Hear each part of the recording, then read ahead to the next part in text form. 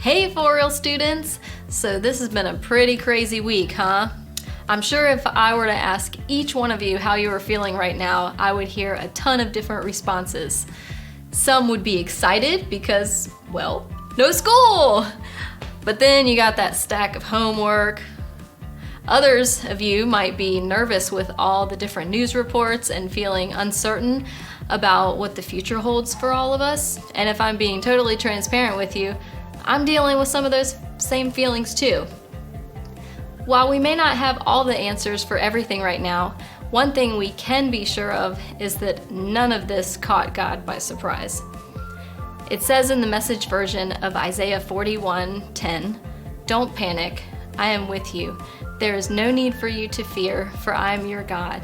I'll give you strength, I'll help you, I'll hold you steady, and keep a firm grip on you." Remember, we are not alone in all of this. God is all around us, and He will bring comfort when we ask. So tonight, we are continuing our series, Save the Date. Last week, Jeremy spoke to us about becoming the right person is way more important than finding the right person. But tonight, we are going to hear about how not to fall into the trap of making someone else your everything. So grab your favorite snack, sit back and relax, and let's all be open to how we can apply this message to our lives. Let's talk about dates. No, not those. Yeah, those. I mean, look how much fun they're having. Dates are great, right? Until they're not. Like, maybe he said, "Sup, bruh?" to your dad. Maybe she won't stay off her phone. Maybe he won't stop taking selfies. Maybe he said you remind him of someone special. His ex-girlfriend. Yeah, next. It can make you wish dates came with an escape button. But there's a way to make dating a better experience. We can have coffee without conflict. We can go to dinner without wanting to dash. We can save the date. Hey, I'm Emily. I want to start with a question. Don't spend a lot of time thinking about it, but can you remember the last time a song got stuck in your head?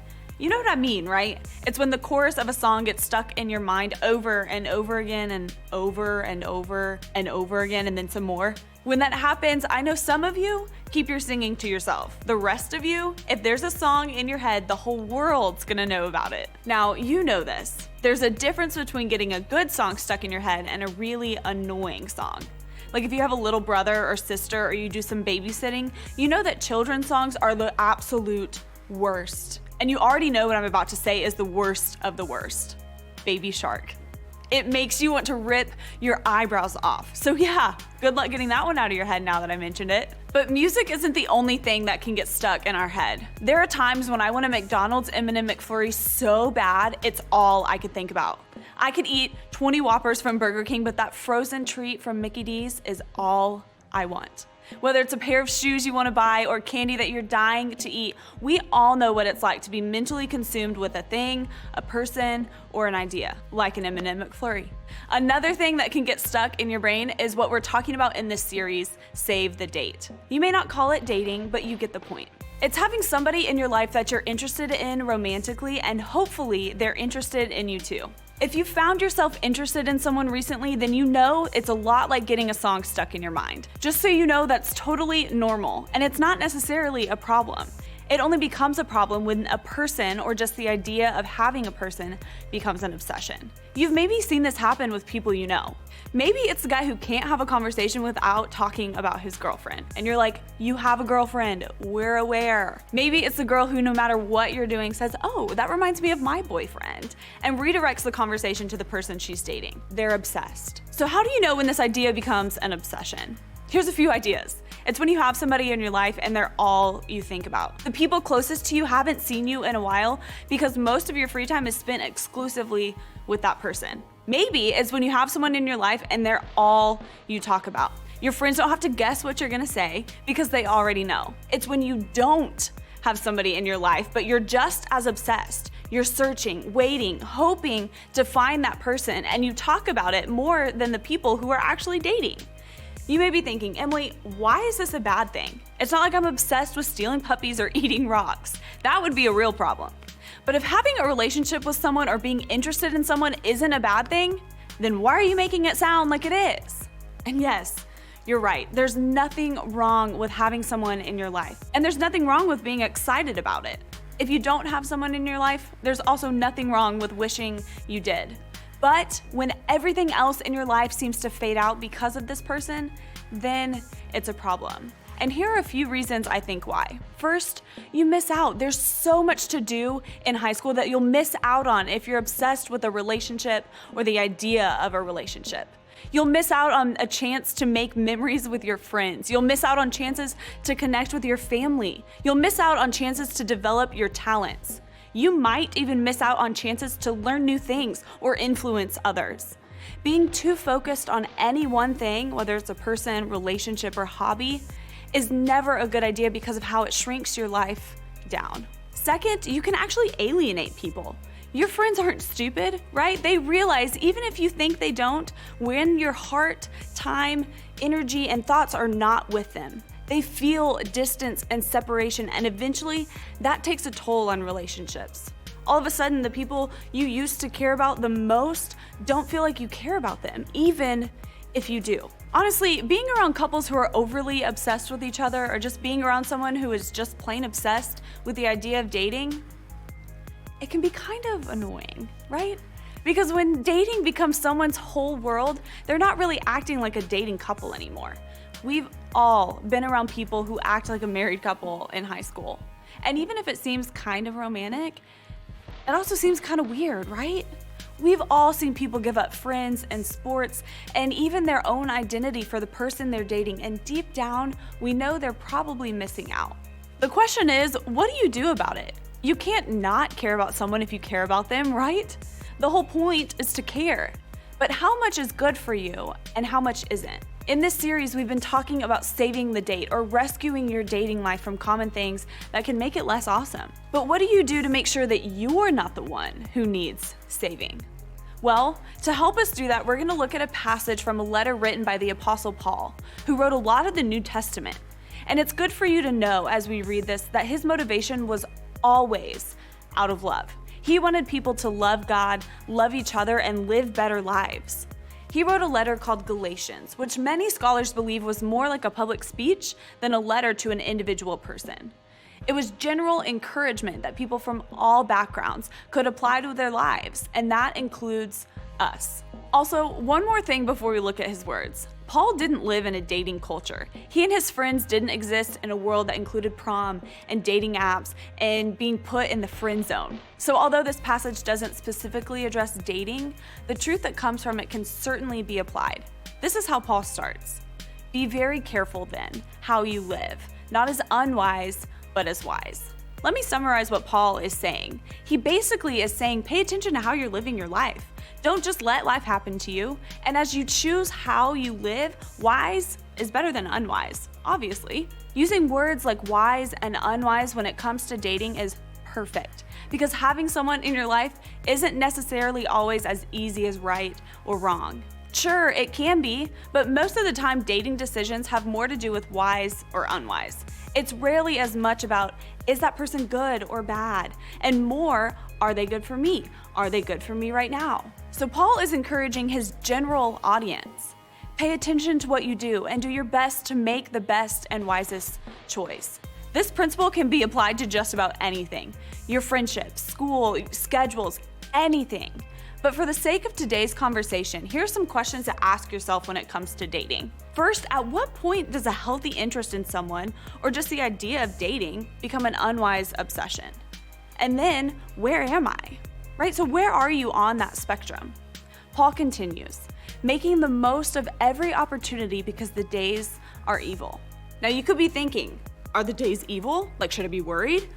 No, it's interesting. In the original language, the word Paul uses here means annoying, difficult, or time-consuming stuff. In other words, your time gets taken up by so much stuff you have to do anyway, we have to make the most of what we have left. Paul is simply referring to our tendency to waste time in unwise ways, which is true. You've probably experienced this before. You've had a free day or a break from school that you just wasted. And looking back, you're like, yeah, now that I'm back in school, I wish I had the free time back. I wish I'd done more while I had the chance. Paul wants his readers and us to make the most of the time we have on earth.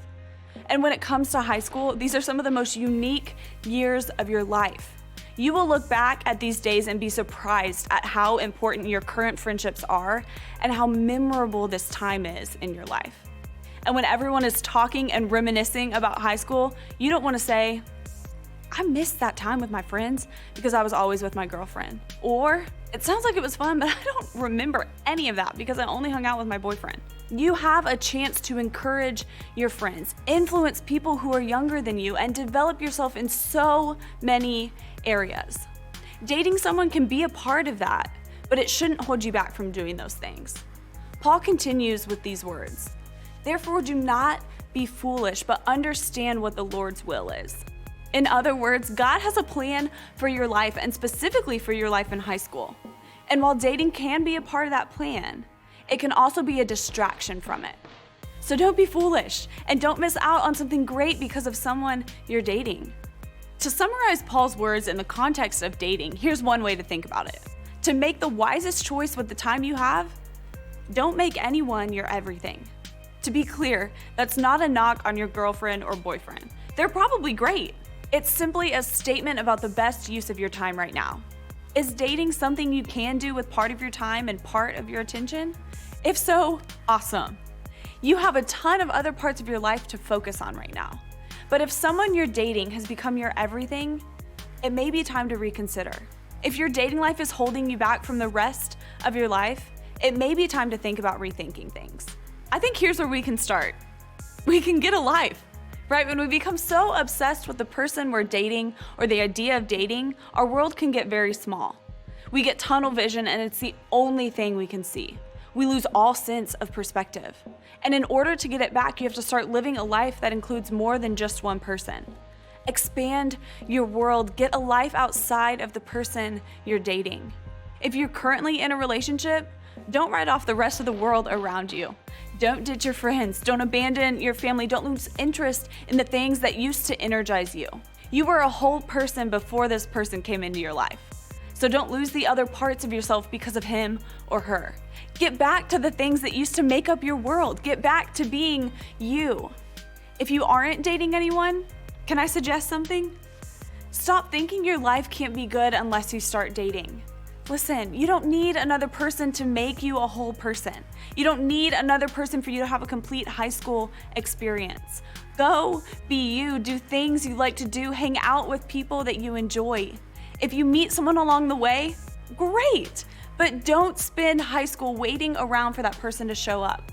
There is way too much that is awesome about your life to not enjoy it because you wish you were in a relationship. All right, that's really it. As you head out today, I want you to remember that I'm not saying don't date. Dating can be a good thing, but I am saying don't miss out on being in high school because you're taking dating too seriously. Don't miss out on the chance to figure out who you are because you were too consumed with a relationship. In other words, don't make anyone your everything. If you feel like, I think that's me, then maybe you can pull your small group leader or a trusted adult to the side tonight and let him or her know that you'd like some help. They'll help you get things back in perspective. Just like Paul cared about the people he wrote to, they care about you, and they want you to have an incredible life and make the most of the time you have. Wow. I'm gonna be completely honest with you guys. I wish I heard this message when I was in high school because I did exactly that. I made someone my everything, and when I look back now, I regret missing out on so many things because of it. But I want to encourage you to apply these principles that you learned tonight and focus on all that Jesus has for you in your life. All right, let's head to small groups. No, for real. Your leaders are online waiting for you to start the conversation. So what are you waiting for? Get your phone out, download the GroupMe app, and you will have an invitation waiting for you. Accept that invitation and join the chat. If after downloading the app you don't have an invite, that means that your parents have not filled out the permission form yet. But no worries, we got you. Go to the live chat for this video, follow the link provided, and have your parents fill out the small group permission form. And we'll get you added to the group for next week. Well, thanks so much for joining us. We'll see you in your groups. And normally we would say let's go out and change the world, but for the time being, you should probably stay indoors.